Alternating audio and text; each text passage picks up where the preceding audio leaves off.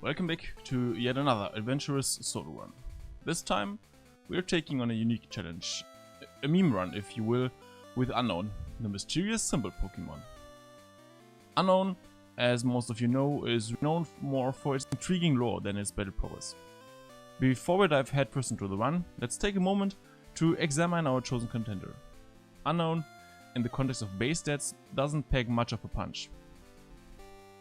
It comes in with a total of 336 base stats, distributed evenly with 48 in each set, except for attack and special attack, where it has 72. This distribution, as one might expect, isn't exactly conducive to a solo run. Its psychic typing, while interesting, offers its own set of challenges. Unown resists fighting and psychic type moves, but it is vulnerable to bug, ghost and dark types, taking double damage from them. Its only known move is Hidden Power, a move that can take any type based on the Pokemon's individual values or IVs. For this run I opted for Hidden Power Rock, primarily because no type completely resists Rock. Looking back, this choice might have been a misstep, but we are all about learning from our experiences, aren't we? I think that Hidden Power Psychic could have been the better choice, but more on that later. That mainly is because the type of Hidden Power would be affected from Stab, meaning that the Psychic Hidden Power would basically have 105 base power, where every other one would only have 17. It has its problems with Dark types though, but for those struggle would have been available. But let's not dive too deep into this topic. In the end, I think it made a difference, yeah, but not a big one. It still comes down to the fact that the defining and restricting aspect of Unown is the moveset, or rather, the lack of it. With Hidden Power as the sole move at its disposal, there isn't much room for creative strategies.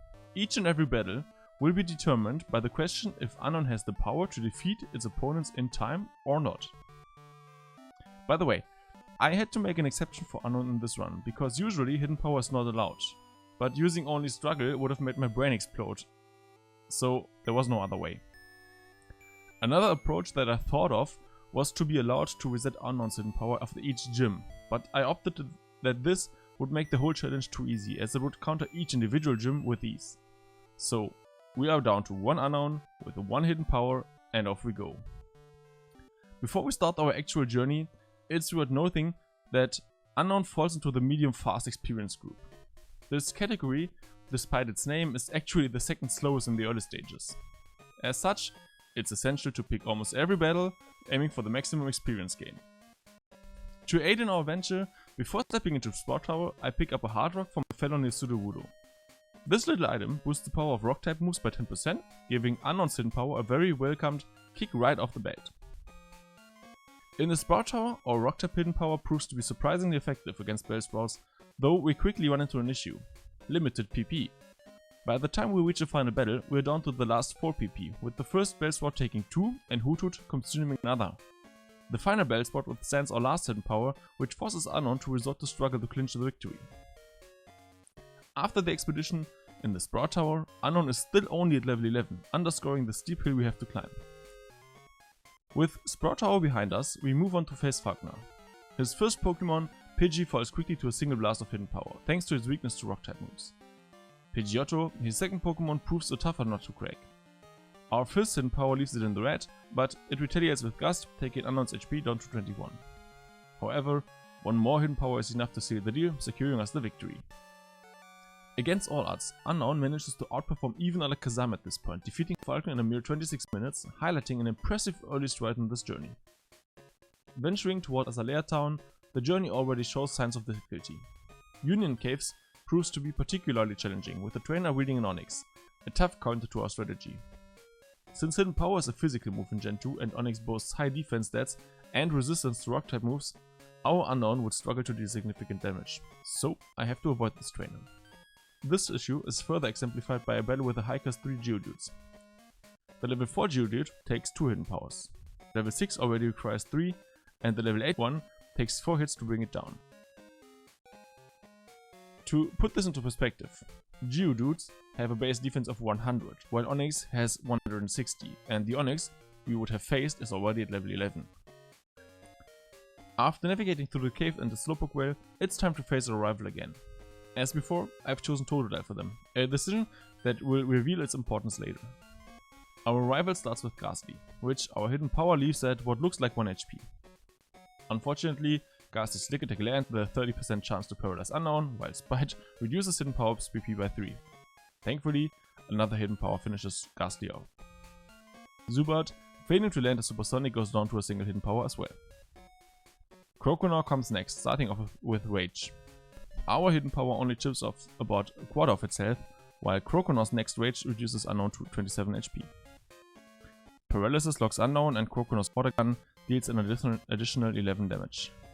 After another hidden power brings Croconaw just below half health, Croconaw's Water Gun brings Unown to 5 HP.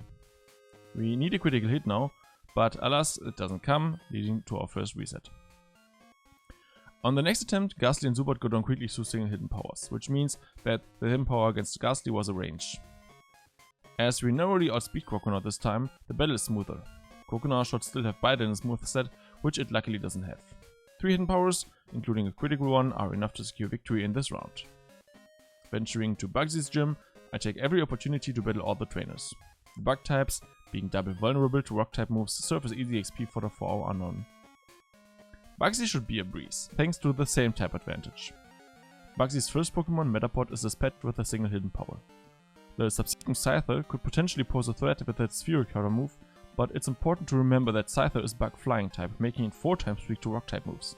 So even though Scyther manages to deal 10 damage with Fury Cutter, it's swiftly taken out by a single hidden power.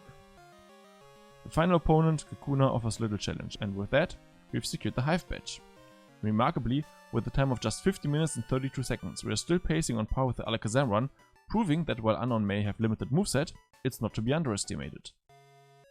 Despite the success so far, Unown's performance in the battles ahead largely depends on its level. This became glaringly evident in the upcoming battle with Whitney. Before facing her, I decide to proceed through the underground, battle the trainers inside, and obtain Abra. I prefer to minimize battles in Whitney's gym to conserve hidden powers limited 15 PP to save time spent on backtracking for healing. The battle with Whitney begins. Unown, at level 21, seems well prepared, albeit I haven't healed prior, hoping it wouldn't backfire. Clefairy falls after 2 uses of hidden power, with its metronome summoning a grow that thankfully misses. Miltank, however, proves to be a different story. Its stomp deals a solid 21 damage and causes a flinch. A second stomp ends the battle abruptly. On the second attempt, it becomes evident that hidden power isn't a reliable two-hit to move against Clefairy. 3 uses of hidden power eventually take Clefairy down, but not before Clefairy lands a couple of bone rushes and an icy wind. Miltank then takes the stage and starts a rollout. Hidden power does too little damage to take out Miltank in 4 hits. It'll require 5, which seems impossible. The third rollout takes out Unown. And just like that, Unown's winning streak comes to an end. It's time to level up. I start with a trainer who has 3 Jigglypuffs, each requiring 2 hidden powers to defeat. Then I engage the beauty on the right side of the gym, which turns out to be a horrible mistake. Her Meowth outspeeds Unown, and with 3 consecutive bites that each result in a flinch, it's a one-sided match. As powerful as Unown appeared until now, it seems the whole house of cards is on the verge of collapse. Whitney's gym has proven to be a substantial hurdle, requiring a change in approach. Given Unown's current capabilities, it's clear that I need to fight every trainer in this gym, but before that, I want to ensure I outspeed Meowth. With this in mind, I navigate my way out of the gym and engage every trainer I encounter up until Sudowoodo, accumulating as much experience as possible. Following this, I return to Whitney's gym and take down every trainer inside, gathering even more experience.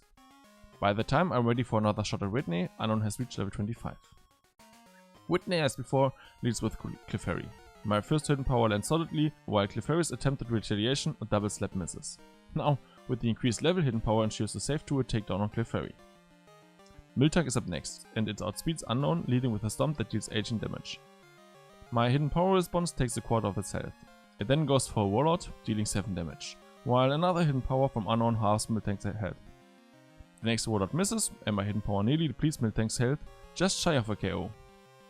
Miltank then goes for a milk drink, healing itself to just above half health. I am pretty sure that 2 more hidden powers should be sufficient unless Miltank heals again. My first hidden power lands, Miltank does not heal, instead it retaliates with a rollout, and the second hidden power lands, finally locking out Miltank. Obtaining the third badge has proven to be a significant challenge. Unown, after Bugsy, was initially on par with Alakazam. However, after the battle with Whitney, Unown has fallen behind quite heavily, placing last in the time ranking so far.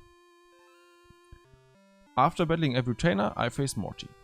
Morty starts with Ghastly and a swift hidden power is enough for a KO. This is a good start. Haunter comes next and I need to one-shot it as well, but I don't quite do it. It's in red health and it knocks itself out with a curse, but now Unown is cursed. Gengar comes out and uses Mean Look. My hidden power halves Gengar's HP, so I still have a chance. Curse hits for 20 and ultimately Gengar's super effect is Shadow Ball ends this approach very abruptly. From Whitney I have now learned my lesson. It's no more time to rely on luck or something else, it's time to gain levels. So I battle some trainers on my way towards Olivine City. If I manage to one-shot the Haunter, I should be able to win this, but this still took a lot of time. After every few trainers I had to head back to the Pokemon Center and heal up again. Finally, at level 31 I try again. The Ghastly, as usual, goes down to a single hidden power. Luckily, I now deal enough damage to one-shot the first Haunter as well, meaning I don't get cursed this time. But Gengar with Shadow Ball is still very dangerous. I open with another hidden power and luckily Gengar chooses Hypnosis, which misses, so my second hidden power takes out Gengar. With that being the case, this should be it. The last Haunter after all can't do very much to me. Nightshade would need to hit 4 times, which isn't possible because hidden power 2-shots it and has 100% accuracy. And with that, Morty's badge is mine. After a quick dive into the lighthouse and battling a lot of trainers next to the Whirl Islands, I went to Chuck's gym. But you won't see the fight against Chuck this time. Why, you may ask? Well, it's simply because I could not defeat the Machoke one of the trainers at Chuck's gym had. So it was time for a complete change of plan. I decided to defeat every trainer up until Price.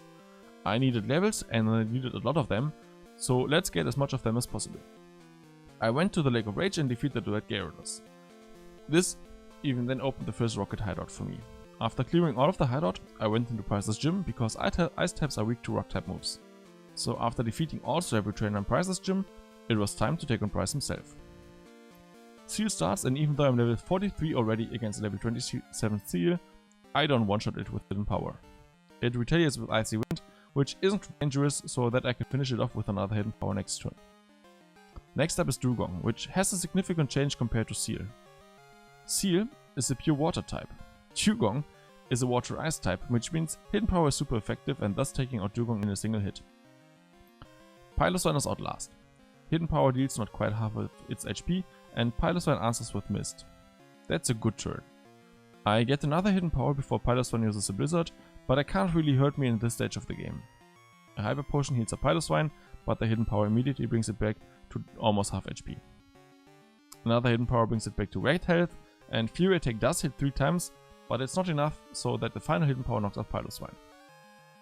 So now, at level 44, let's head straight back to Chuck's gym. With 10 more levels now the Machoke wasn't a problem anymore. So we reach Chuck at level 44 and honestly, this shouldn't pose a challenge anymore. Primeape comes out and despite my level 44 Unown being 17 levels higher than it, hidden power does not even deal half of Primeape's HP. Primeape counters with a Leer reducing my defense. Another hidden power brings Primeape down to red health and a resisted Karate Chop from Primeape deals 12 damage. A final hidden power lets Unown face Poliwrath with 101 HP. Hidden power deals what it looks like a 5th, so welcome to the new reality where I need 5 hidden powers to knock out Poliwrath. After 3 serves from Poliwrath, this try is over. But not so easy, Mr. Chuck. I want a rematch. After all, you still do stupid things sometimes, and honestly, I don't have any more trainers to battle now to gain more levels. So I'm in for a rematch.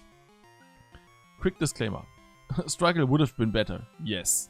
This fighting gym resists rock type moves, so Struggle would have done more damage. But let's take it. Primeape tanks the first hidden power and this time Leer misses. My second hidden power is followed by Furious Vibes, which hit 3 times dealing 15 damage. The third hidden power again takes out Primeape. For Poliwrath I would like to see a crit and maybe a bit more stupid selections. I start with hidden power and Poliwrath answers correctly, with a Hypnosis that misses. That's what I wanted to see. Hidden power hits, Poliwrath again goes for Hypnosis, missed again. Well, third hidden power, third Hypnosis miss, it's starting to get really lucky. My fourth hidden power and now Hypnosis managed to land. Poliwrath used a Surf the next turn, but the turn after Unown woke up, landed the final hidden power and thus securing the 6th badge of this run. Now with flying in the back, at least I can change zones faster. So let's head to Jasmine. Before we face Jasmine, there's a question. Do you remember the things I said about the Sonics in Unown Cave? This is starting to become really relevant now for the Sleep type gym. I tried Jasmine for the first time at level 44 immediately after Chuck. For the first Magnemite, I start with Hidden Power dealing just under half. Magnemite of course answers with Thunder Wave. Afterwards, a Supersonic confused Unown, but Hidden Power still landed, almost knocking out Magnemite. Magnemite uses Thunderbolt, dealing significant damage to Unown, which is then paralyzed and cannot attack. Magnemite uses another Supersonic again, which is useless, and Unown managed to hit with Hidden Power, knocking out the first Magnemite. But let's be realistic. I'm not going to win this battle. I wanted to see how much damage I can deal to Steelix with its 150 defense. The second Magnemite started with Supersonic again, which still doesn't affect Unown since it is still confused. Hidden Power just deals under half HP, but then the fiasco unfolds. Thunderbolt from Magnemite lands, Unown is paralyzed. Supersonic lands, but Unown still hits, almost knocking out Magnemite. Magnemite used Thunderbolt, which brought Unown down to 18 HP before it could not attack due to being paralyzed. Another Thunderbolt then led to Jasmine's victory. I tried again, because I knew that I needed to one-shot the Magnemites anyways to even have a chance. I just wanted to see how much damage I deal to Steelix, but this try ended even quicker than before. Let me tell you, it was not possible to even see Steelix come out at level 44, so I grinded my way up to level 45, because in the end I was very close to two-shot the Magnemites. But with a secure two-shot, my chances at seeing Steelix come out were a lot higher. And indeed, at level 45 I two-shot the Magnemites. This still didn't mean that it was easy to get past them. They still paralyzed me and ran for Supersonic, making my life as hard as possible. And even if they didn't, their crits with Thunderbolt really hit hard. Eventually, after a lot of tries I got there, but I had to level up to level 46. I even battled the rival in the Burn Tower, which is usually a no-brainer to be skipped, and after that I used Vitamins to push Unown a bit more. And with that it was possible to defeat the Magnemites. Hidden Power now was a safe two-shot to them, and out came Steelix. And now, please have a look at how much, or rather how little damage Hidden Power did. It barely scratched it. This was the exact opposite of encouraging, and this posed a very big problem. I knew that it was possible to defeat Red with the Hidden Power Rock, and for Red it was actually the second best Hidden Power type beside Psychic. So when I thought of which Hidden Power I'd choose, I made a table for the minimum amount of attacks for Red and the maximum amount of attacks. As you can see, if you don't take Stab into consideration, Rock and Dark are the go-to moveset with 12 to 13 or 12 to 14 moves respectively. Psychic would only need 10 to 11 moves, but Psychic comes with the same problem that a lot of other types come with. Psychic is fully resisted by Dark, as is Normal by Ghost, Electric by Ground, Fighting by Ghost, Ground by Flying, and Ghost by Normal. That means that the fight against Karen with a Hidden Power Psychic would be insanely difficult. So let's see what the different options are and why I chose Rock. For Electric, I have too many big problems, at least Bruno and Blue. Fighting is bad against Ghost, so Morty, the rival, and Karen would be very difficult. Ground is a bad choice, as it is not able to hit Red's Charizard, meaning I would have to struggle for sure and be very lucky with my PP. Psychic has had problems with Karen, but also the takeover of Radio Tower. Ghost couldn't hit the Snorlax, which comes out third, so this is also no option. Also good is Poison, but this is fully resisted by Steel, where I struggle already. So if you take out all the types that are potentially fully resisted, it comes down to Grass, Fire, Water, Ice, Flying, Bug, Rock, Dark, Dragon and Steel. Grass straight up isn't good. Same goes for Bug and Steel. I can't afford to need to land 18 hits. Especially the Snorlax is kind of dangerous. Fire is partially resisted by Charizard and Blastoise. Both deal a lot of damage and would take 4 and 5 turns. I easily faint in those turns. Water is the same situation, but with Blastoise and Venusaur. I would also need 5 and 4 hits for them, in which they easily take me out, plus Venusaur might even heal with Synthesis. Ice is the first great choice, because it's only resisted by Blastoise, plus it's effective against Venusaur, so +1 -1 equals 0. Same goes for Flying. Pikachu resists it, but Venu takes ×2 damage, so Flying is also at 0. Dragon is straight up neutral to everything, so it's also good and also a 0. Dark for the first set is neutral against everything, but it is super effective against Espion, so that's a +1. And last but not least, Rock. Rock is dealing neutral damage against everything but Charizard. With Rock I can secure a clean one-shot against Charizard, so with double effectiveness, Rock's a +2.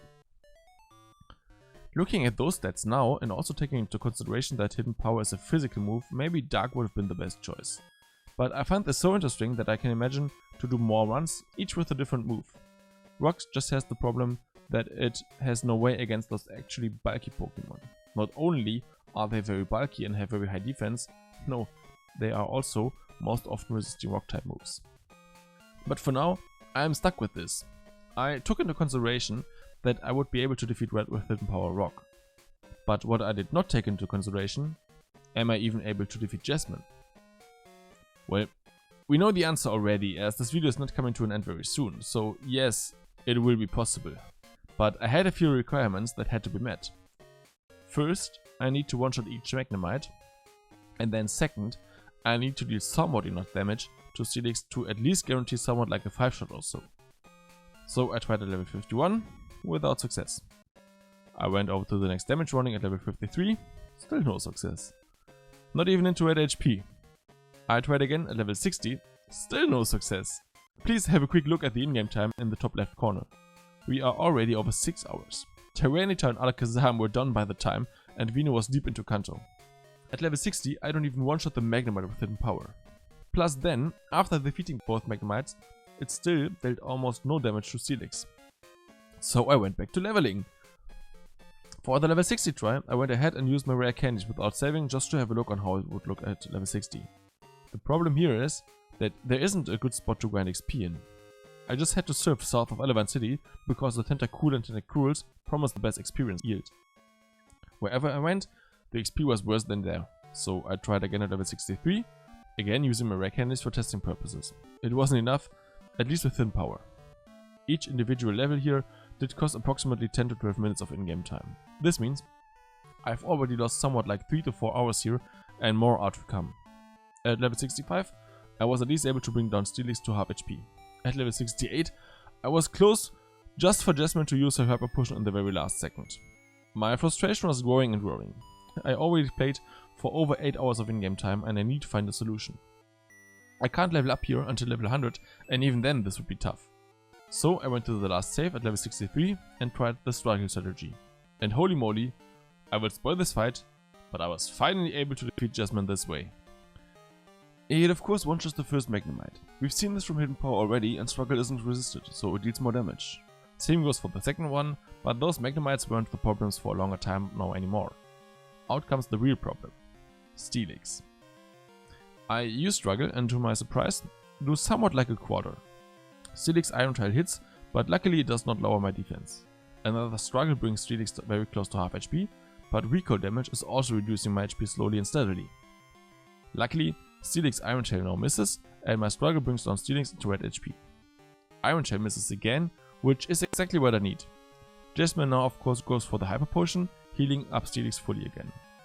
A struggle crit then immediately follows in half Steelix HP already, but also reduces mine to 88. Another struggle, and Steelix is on the edge of red HP and this is looking very good. As long as I survive this Iron Tail, which even crit, I will be fine. I survive and set up the hopefully last struggle, and so it is. Finally. At level 63, with struggle, I managed to take out Jasmine. It still was very close and Unown just hang on those 19 HP. I don't think that it surprises you that the following Radio Tower takeover wasn't a problem at all. The only thing here that was a bit challenging was Hidden Power's limited PP. I often also used struggle, but I had to go back to the Pokemon Center way too often. After all, it was quite easy, so after 9.5 hours I finally stood in front of Claire, the final gym leader of Johto. With that Steelix out of the way, I was really gaining confidence. The fight against Claire, it might not surprise you, wasn't very spectacular. The first Dragonair went down to a Hidden Power, as did the second and the third. Kingdra somehow still tanked one Hidden Power to my surprise, but it has 90 defense, so after all it's okay. It only used Smokescreen, so a second Hidden Power was enough to take it out. So I finally had all 8 badges of Johto. Now things would really get a lot easier, won't they? On my way to the Pokemon League, I made sure to defeat every single trainer again.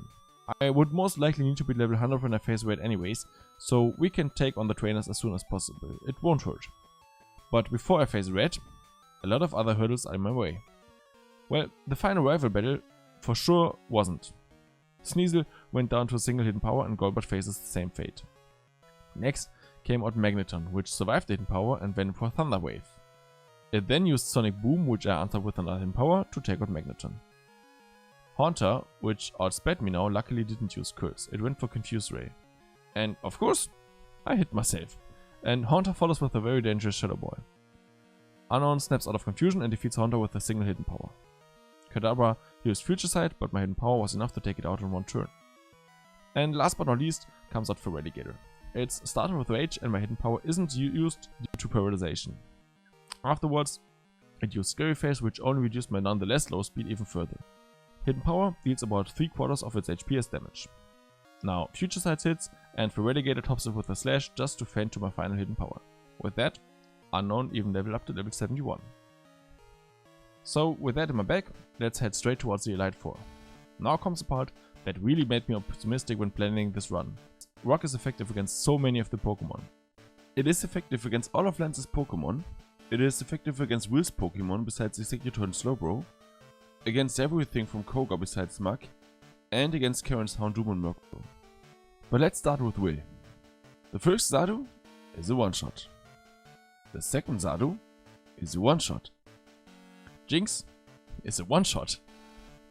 Exeggutor is a two-shot with a missed Egg Bomb, and Slowbro is also a two-shot with Amnesia in between. Well, Will was as easy as expected. Let's face Koga next. Ariados is a one-shot. Fortress is a two-shot with spikes in between, although it isn't because it was a range and managed to pull off another Swift. Okay, this means it's a three-shot. Muk, after Minimize and MS Toxic, is a two-shot. And finally, Venomoth and Crobat are safe one-shots to secure Koga. But now comes the dangerous part. Bruno has this one Pokemon that really haunts me in this run. Plus, I only have 2 PP left, which might be good though. I start against Hitmontop. Sadly, my hidden power is not enough to one-shot it. This is both good and bad. Good because I need to struggle against Onix anyways, but bad because I now take dig damage. It isn't too much though, and I take Hitmontop out with Struggle. And now, of course, out comes Onix. Struggle deals about a third, which is good, but Onix starts a Sandstorm. This is really bad because it will deal 26 damage every single turn. My second Struggle is followed by an Earthquake from Onix, and before I can hit with my final Struggle, the Sandstorm brews. After I take out Onix with Struggle, I have 78 HP left with 3 Pokemon to go, and I would also have to take damage from Struggle. Against Machamp, I only deal enough damage to take it down to half, even with the help of Sandstorm, so that Cross Chop and the Sandstorm take me out. This feels like a big setback. I have just defeated Jasmine with that annoying Steelix, just to face an Onix, which isn't less annoying because it likes to use Sandstorm. Well, we all know now what this means. I need to level up. So I decided that I have the best chances to gain levels if I battle the Elite Four over and over again. With that, I not only gain levels, but I also have the occasional chance to fight Bruno and see how it goes. Well, it took me over another full hour until I emerged victorious. By that time, Unown was level 80 already. Again, I start with 2 PP of hidden power. Against Hitmontop I use one of them, it then goes for dig, and this means it's back to struggle tactics. As long as Onix doesn't use Sandstorm, I feel quite optimistic. Struggle is almost half, but not quite, and Onix starts with Earthquake. So far so good. My next Struggle hits and crits, which is very lucky because this means I have a very good chance here to defeat Bruno. No Sandstorm is very good. Hitmonlee is another one-shot with Struggle, and out comes Machamp. My hidden power brings it to the edge of half HP, and Machamp then uses Rock Slide, bringing down Unown to 100 HP. Maybe the first hidden power had a bad range, and it seems it did, because the second Struggle finally took out Machamp. And as long as Hitmonchan now doesn't do something super random, I should be fine. Struggle hit, and crits again? Okay. Taking out Hitmonchan. That was another big relief on my way to red. Because, as said before, I expected Karen and Lance to be very easy. Let's start with the set Karen. I replenish Unown's PP of hidden power and heal up. Then the fight begins. Umbreon takes a hidden power and answers with the effective feint attack, which doesn't deal too much damage though. Another hidden power is enough to take it out. Luckily, I didn't get sand attacked. Karen then sends us Murkrow, which is 4 times weak to hidden power, and thus is also an easy sweep. The same goes to Houndoom. It's part fire, so it takes times 2 damage from hidden power. Now, I'm way too high of a level for Gengar to withstand another hidden power, and I'm already at Karen's final Pokemon, Vileplume. Hidden Power isn't quite enough to take it out in a single attack, so that it answers with Sunspore. Due to the speed decrease, it now outspeeds and tries to heal with Moonlight, but it's not enough to, and Hidden Power finishes it off. So it is finally time for lands, but as I said, this will be easy as well. Let us count all together. 1, 2, 3, 4, 5, and 6 hidden powers are enough to sweep through his full team. Now with that out of the way, let's finally face Kanto and get to red. Surge was first on my way. Raichu went down to a single hidden power, as did Electrode. Even Magnetron was defeated by a single hidden power due to a crit. The second Electrode and Electabuzz couldn't help themselves, so they also went down to a single hidden power hits. Up next is Misty. Golduck is defeated by a single hidden power. Also her ace Starmie goes down without taking a battle. Quagsire, due to its ground typing, resists hidden power and doesn't even take half of its HP as damage. It uses Amnesia, which doesn't bother me too much. Another hidden power is enough to take it out though. Another time I was saved by the range. Last but not least, Lapras is part Ice type. Do I need to say anything more? The third batch in Kanto is Sabrina. Her gym is known for 2 things. First of them is Psychic type Pokemon, and second of them, bad defense values. So Espion, Mr. Mime and Alakazam all go down in a single hit of hidden power. Well, you have to admit that at this point I'm even more overleveled than I usually are, so it isn't a big surprise that those badges go that smoothly. Let's face Erika next. Tangela had enough defense to endure a hit of hidden power and use Bind. It didn't deal too much damage and another hit of hidden power took it out. Jumpluff is part flying, so my hidden power is super effective. Blossom just barely survives my hidden power and set up Sunny Day. But due to the fact that hidden power takes it out the very next turn, Sunny Day has no impact on this battle. Erika even went for the potion for Blossom, but a crit still took care of it. Last but not least came Victory Bell, but a single hidden power was enough. So up next was Brock. Guess what? Brock uses Rock type Pokemon. Guess what? They have high level defenses and are resisting Rock type moves. So what is the solution? Correct. Use Struggle. My level works heavily in my favor here. Against Graveler, I used my last PP of hidden power. It did crit with Warlord, but this shouldn't be a problem. Omastar came out next and survived the struggle. Spike Cannon dealt a small amount of damage, but my second struggle took it out. Against Rhyhorn, the pattern continues. I need 2 struggles to take it out. After my first, it used Earthquake, adding a bit of damage, but ultimately my struggle also take it out. And now comes Onix. I hope that I also need only 2 struggles here, but mentally I'm prepared for 3. Struggle takes it down to orange health, which is a very good sign. Instead of the fierce Sandstorm, it used Bite, which doesn't do anything, and down it goes as well to the next struggle. Last was Kabutops, but the pattern held till the end and 2 struggles were enough. It tried all it could with Surf, but it wasn't enough. So next, we can face Blaine. Blaine starts with Makago. Even though it has good defense, it's Fire Rock type, which means it takes double damage from Rock. So 1 hit is enough. Well, guess what? Magma faced the same fate. I even critted it. Poor Magma. And Rapidash also took a super effective hidden power. So it's down to 2, and Kanto so far is going really well. I don't want to talk about Janine, and so we are immediately in front of Blue. Against Pidgeot, I have no problems. A single hidden power is enough. Alakazam with a slow defense isn't different, although it doesn't take super effective damage. But what comes out now? Rhydon. Another beast with 153 defense and 160 attack. Hidden power does almost nothing, and of course it sends up Sandstorm. What is it with those bulky ground type Pokemon using Sandstorm and ruining my day? Enjoy this combination of a tank, Sandstorm, a non-effective hidden power and Earthquake. It's over. But the solution is quite clear, isn't it? I deplete Hidden Power's PP up to 2, so that I can use Hidden Power against Pidgeot and Alakazam, and then use Struggle. Well, let's see. I start the fight with Hidden Power against said both Pokemon, and as you've seen, this is more than enough to take them out. Against Rhydon though, Struggle almost deals no more damage than Hidden Power, which is very problematic. It sets up Sandstorm again, and we know what happens. After several turns, I manage to take out Rhydon, but I'm left with 26 HP and 3 Pokemon to go. The Sandstorm still hits, and that's it for this try. I figured out another improvement. If I use Struggle anyways, I don't need to hold the Heartstone, so let's try again with the leftovers instead of the Heartstone. This way, I can get some healing here and there and maybe win this battle. Plus, I might use my rare candies anyways, I'm close enough to level 100 to be able to grant the last 5 levels nonetheless. So at 95, with the leftovers equipped, I tried again.